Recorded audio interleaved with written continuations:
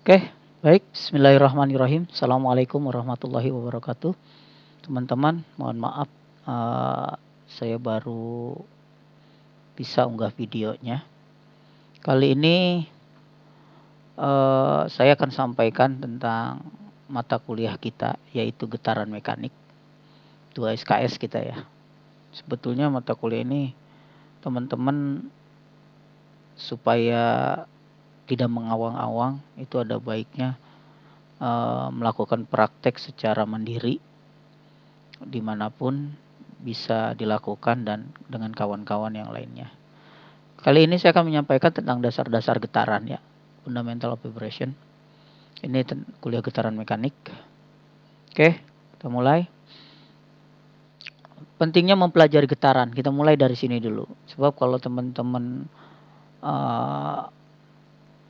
tidak tahu pentingnya getaran, umumnya mengikuti perkuliahan ini ya sekedar ikut aja, karena tidak merasa ada sesuatu yang penting di dalamnya. Ini bagian dari orientasi mata kuliah getaran mekanik ya. Jadi fenomena getaran itu sebetulnya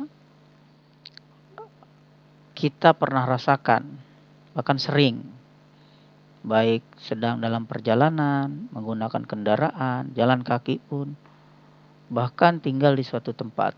Itu cenderung kita akan mengalami getaran, hanya saja dengan tingkatan frekuensi yang berbeda. Itu menjadi kuncinya. Oke, ada fenomena getaran yang tidak diharapkan, ya, harus diminimalkan. Apa contohnya? Yang pertama adalah dalam komponen mesin atau engine yang bergerak cepat atau struktur yang dikenai beban dinamis cenderung berpotensi untuk bergetar. Jadi teman-teman, ini salah satu fenomena getaran yang tidak diharapkan atau harus diminimalisir, harus kita redam sebisa mungkin. Ya, pada saat mesin bergerak cepat, kalau idealnya kan semakin cepat dia bergerak maka getarannya semakin kecil. Tapi kalau ternyata getaran yang kecil pun masih masuk ke dalam batas frekuensi di atas minimal lah, ini akan menjadi satu kendala, nanti akan jadi satu masalah di depannya. Begitupun dengan struktur yang dikenai beban dinamis, jadi cenderung bergetar. Kita pernah lihat kejadian di Bursa Efek Jakarta di mana struktur bangunannya itu ambrol ya, hancur. Dan yang kedua, getaran dapat menyebabkan keausan dan kegagalan lelah. Jadi dia tidak landai, bisa terjadi crack di sana langsung. Nah, ini jika terjadi dengan amplitudo yang berlebih. Jadi dia sudah di atas batas maksimal, mendekati daerah resonansi disebutnya. Kalau amplitudo yang berlebih itu dapat menyebabkan crack tadi, patahan. Terus getaran dari peralatan atau mesin yang diteruskan pada tubuh manusia dapat menyebabkan ketidaknyamanan dan kelelahan. Jadi ada beberapa, sebetulnya ini alat yang saya gunakan juga dia menangkap getaran, menangkap suara saya yang bergetar. Cepat rambatnya kan dalam gelombang udara mediumnya. Tapi kalau di batas normal ya dia tidak masalah. Hanya saja beberapa peralatan yang ditempelkan ke tubuh itu mendapatkan kenyamanan. Kalau yang lebih real kita temui itu yang bahaya itu pada saat konstruksi jalan, pemadatan jalan, itu kan menggunakan alat yang bergetar gitu. Dan itu getarannya harus benar-benar diketahui titik batasnya, nanti dampaknya pada kenyamanan dan kesehatan tubuh si pengguna. Getaran pada panel instrumen pengukur dapat menyebabkan ketidaktepatan penunjuk pengukuran, jelas ya hal ini, dan kesulitan pembacaan. Jadi pastikan semuanya dalam frekuensi yang normal dan baru instrumen pengukuran dapat berjalan dengan baik. Oke. Ada fenomena getaran yang sengaja dibuat atau diciptakan. Apa? Efek getaran dimanfaatkan untuk bekerjanya peralatan-peralatan industri tertentu. Ya kalau dia nggak bergetar ya nggak akan jalan. Apa?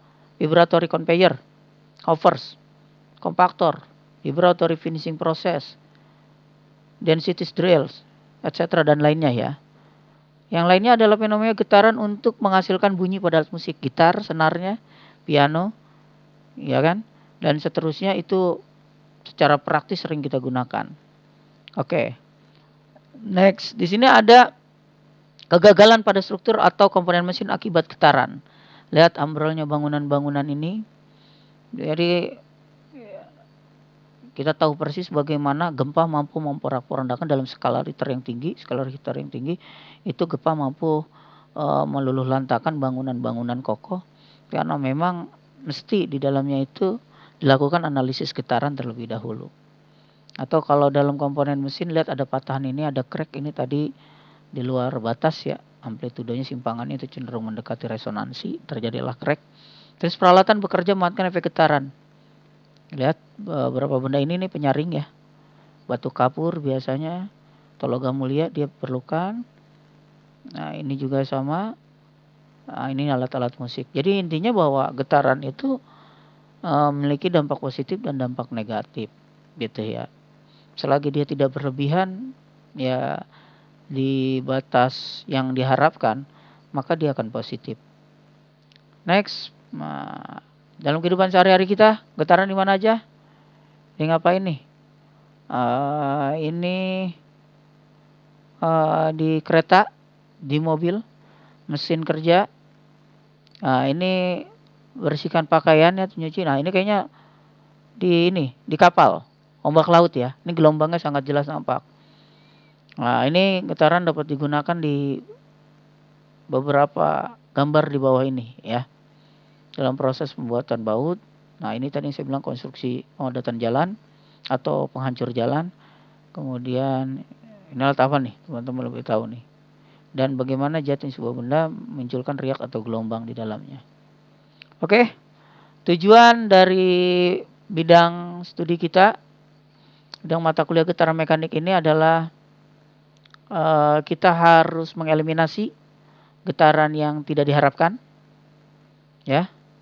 Kita mampu mengeneralisasi pom dan level dari getaran yang baik, gitu ya. Bentuk berbagai getaran baik yang merugikan ataupun yang menguntungkan.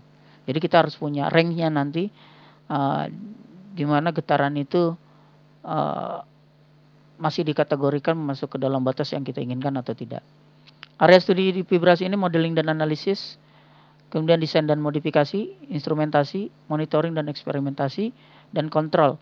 Nanti saya harapkan dari area studi ini kita setelah mata kuliah ini tuntas secara teoritis, teman-teman mencari jurnal yang terkait dengan vibration di beberapa area ini.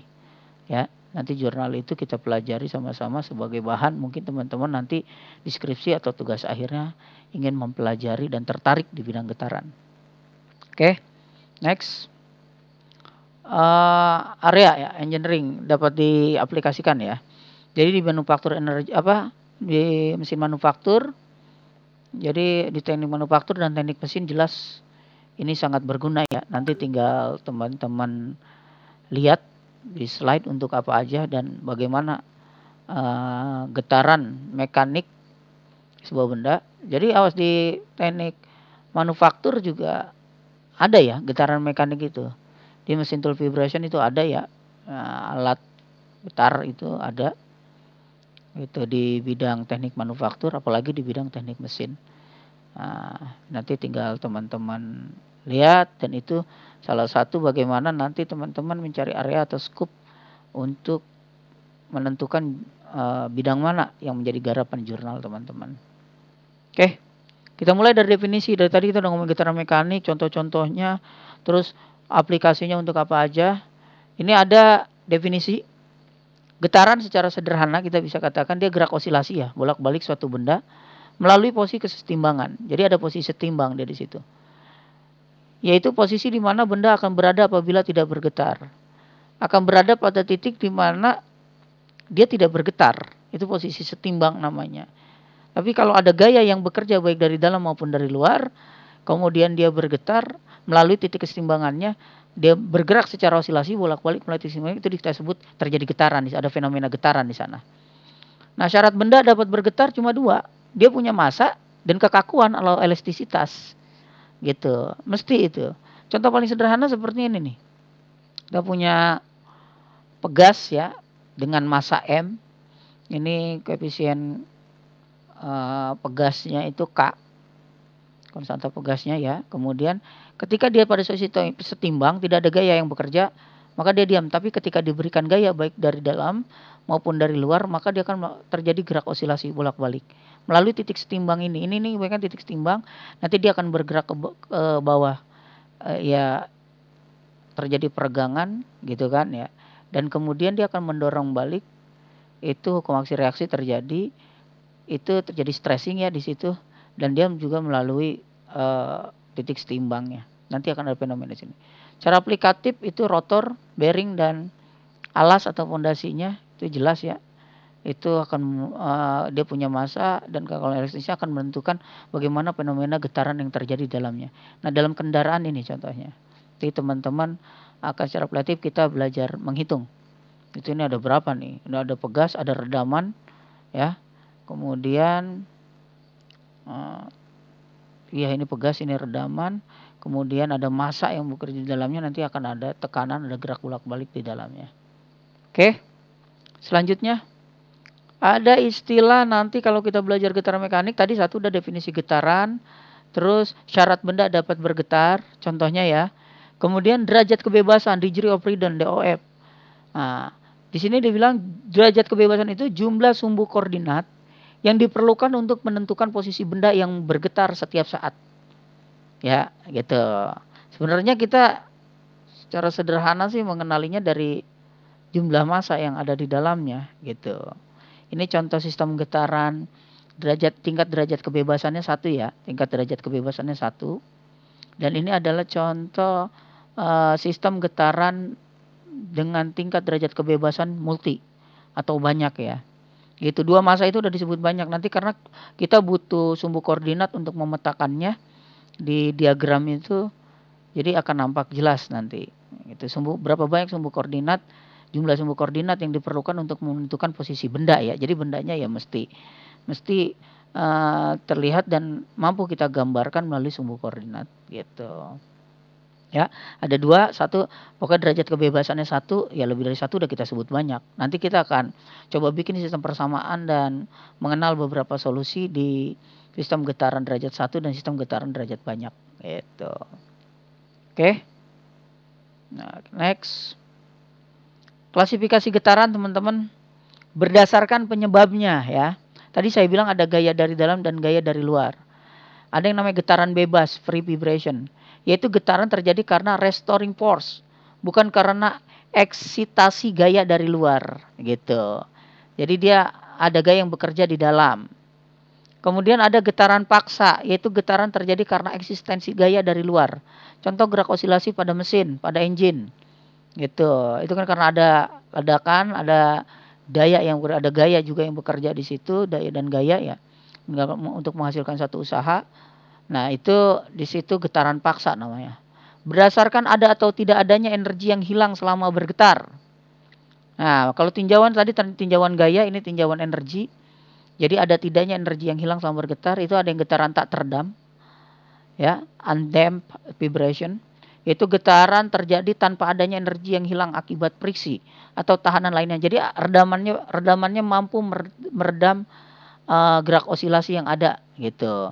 Contohnya itu ya gerak osilasi pada pendom sederhana, dia akan bolak-balik sampai simpangan terjauh, nanti dia akan balik lagi menuju titik kesetimbangannya.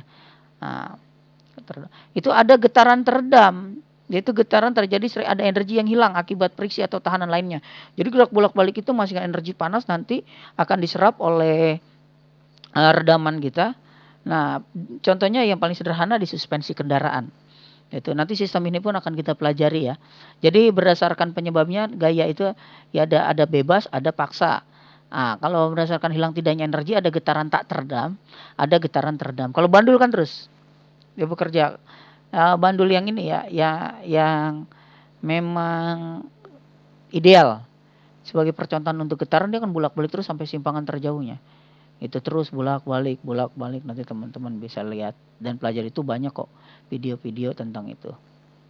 Kemudian apa? Klasifikasi getaran. Nah, ini ada getaran linear. Nah, ini berdasarkan perilaku massa, pegas dan peredam selama bergetar. Jadi ada 3 komponen, ada massanya, ada pegasnya, dan ada peredam. Nah, yang pertama adalah getaran linear. Perilaku getaran terjadi mengikuti persamaan diferensial linear. Ingat-ingat lagi nanti materi ini. Dan berlaku prinsip superposisi. Nanti akan kita pelajari lebih lanjut ya. Teman-teman belajar dulu klasifikasinya. Ada getaran nonlinier. Nah, di alam semesta ini fenomena-fenomena yang terjadi sebetulnya getaran yang sifatnya nonlinier. Yaitu perilaku getaran terjadi mengikuti persamaan diferensial nonlinier dan tidak berlaku prinsip superposisi. Tapi nanti cara menentukan solusinya kita akan lakukan beberapa langkah yang akan kita coba lakukan dan meninjaunya sebagai getaran linier nanti. Gitu. Setelah kita lakukan beberapa teknik di dalamnya. Nah, berdasarkan kondisi eksitasinya, ada getaran tertentu disebut deterministic vibration, getaran paksa. Jadi harus getaran paksa nih. Jadi ada gaya dari luar yang terjadi dengan eksitasi yang telah diketahui. Nah, eksitasi apa? Pokoknya kata-kata kunci itu teman-teman tandain, nanti akan jadi pertanyaan buat teman-teman. Silakan didefinisikan sesuai dengan pemahaman teman-teman ya. Nah, gitu. Yang telah diketahui diprediksi pada selang waktu tertentu. Ada getaran tertentu non-deterministik atau dia terjadi secara acak random. Getaran paksa yang terjadi dengan eksitasi yang tidak dapat diprediksi pada selang waktu tertentu. Ini contohnya apa? Teman-teman, istilah-istilah itu garis bawahi aja dulu. Contohnya apa itu harus dicari tahu ya. Ini kita lihat getaran. Saya lihat di sini, ini getaran yang deterministik ya. Kalau ini random, biasanya kita lihat di pengukuran jantung ya. Kalau ini sinyal biasanya. Gitu, ini gaya, ini waktunya. Jadi sumbu Y ini gaya, sumbu X itu waktu. Nah, ada terminologi getaran teman-teman, ada siklus getaran. Terus kapan getaran itu siklus getaran itu adalah getaran secara penuh ya. Bolak-balik sampai titik seimbangnya lagi. Jadi dilalui gitu. Jadi kalau secara gelombang satu lembah, satu bukit ya. Ada periode waktu yang ditempuh satu siklus getaran, satu gerak bolak-balik. Dia itu satu bolak-balik itu membutuhkan waktu berapa lama. Nah, kalau frekuensi itu jumlah siklus getarannya per detik. Dalam satu detik itu dia berapa kali melakukan gerak bolak-balik. Gitu. Itu formulanya juga udah ada. Ada frekuensi angular. Ini nanti kita akan sandingkan ketika kita antara pengukuran sudut ya, dengan menggunakan pengukuran sudut. Jadi gelombang lingkaran kita anggap sebagai sebuah sebagai sebuah gelombang yang kita proyeksikan ke dalam lingkaran. Nanti kita akan ketemu dengan istilah frekuensi angular. Nanti di getaran harmonik sederhana kita pelajari. Ada amplitudo atau simpangan, displacement disebutnya. Maksimum ya, simpangan maksimum displacement meter. Jadi dia ini amplitudo itu simpangan terjauh, gampangnya begitu. Baik bisa ditinjau dari sumbu Y atau sumbu X gitu. Nanti tergantung ya. Gitu. Itu dulu teman-teman untuk pengenalan dasar-dasar fenomena getaran mekanik. Beberapa istilah tadi yang saya sebutkan dan teman-teman memang belum paham, bisa digarisbawahi, bisa dicari dari berbagai sumber dan contohnya apa. Itu sengaja untuk melengkapi pengetahuan dasar teman-teman. Minggu depan kita akan masuk getaran harmonik sederhana. Ini ada contohnya. Nanti kita akan pelajari bagaimana simple harmonic motion itu. Jadi tanpa peredam ya. Nanti dia kalau pegas ini massa yang gak ada redamannya konstantanya, ya dia gerak bolak-balik aja. Nah, ini kalau gerak bolak-balik ini kita proyeksikan atau kita gambarkan ke dalam sebuah kertas, itu akan bentuknya seperti gelombang. Dia turun naik bisa, tapi turun naik. Ini akan jadi gelombang seperti ini. Ini periodenya, ini amplitudonya, pangan terjauhnya, ini waktunya ya. Gitu. Nah, dalam satu waktu nanti berapa kali dia melakukan gerak bolak-balik itu menyatakan frekuensi. Itu aja dulu pengantar saya. Ada tugas ya, ada tugas awal. Teman-teman pelajari gerak getaran harmonik sederhana ya, atau gerak lah ya, gerak harmonik sederhana. Ini saya minta tolong ke teman-teman nanti tugasnya itu aja sampai pada persamaannya ya, sampai nanti teman-teman bikin persamaannya. Persamaan matematis gerak harmonik sederhana ya, bahasa kasarnya rumus lah. Rumusnya kayak gimana sih? Nah, itu teman-teman bisa pelajari. Itu aja dulu dari saya teman-teman untuk pengantar. Terima kasih atas perhatiannya. Kurang lebihnya mohon maaf. Assalamualaikum warahmatullahi taala wabarakatuh.